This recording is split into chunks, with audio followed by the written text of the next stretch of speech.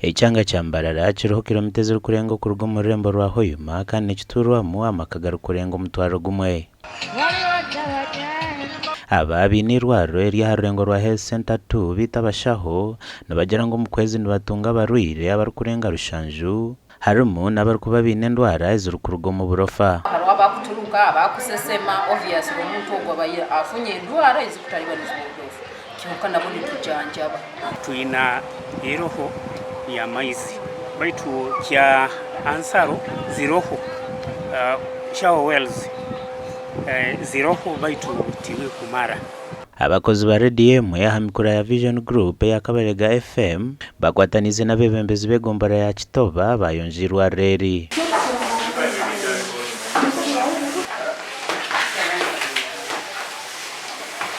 Rwena kusima abantu bambara arabona Hoyuma hano abasobera kuba ni bayija kutukwatanizaho kusemeza hano Mbarara Health Center 2 baitu kusaba anti kandi okwo icyuma tukakanga hano honka kyonka turolent no makaga itugene maiso ntukoraki ntuyonjayo batagaruka kulinda anti aba kabalega baligaruka nangwa irwaro lino lyabo batwalo kutunanisiba okukola anti baliyonja bafeyonka abantu okora bulungi bwansi tutalindaga ekintu ekindi ronda abantu ebitongole bindu kurugayo kutwale kyokorwa huki akabalega nibo nabo bayimukire munangwa terera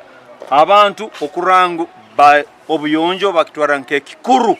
na ruhanga gambire ali murukwera na itwe twikale gabarukwera nuko tusobora kuomera obomezo burungi. Bwanyuma yo kuyonje town timu ya Kabarega FM yageraho muzano go mukago na timu ye Gomborora ubwo mugenyi mukuru RDC wa Kikube Amran Tumusime hendera timu ye Gomborora itire timu ya Kabarega FM na gore mwe harubusha.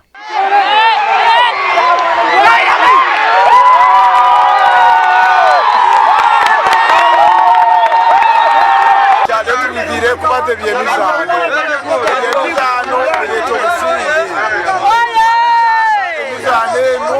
tukore exercise omuzayiguri bacha era kubasaba nywena mukore exercise Gasha gwamborozi nwaga bakatota.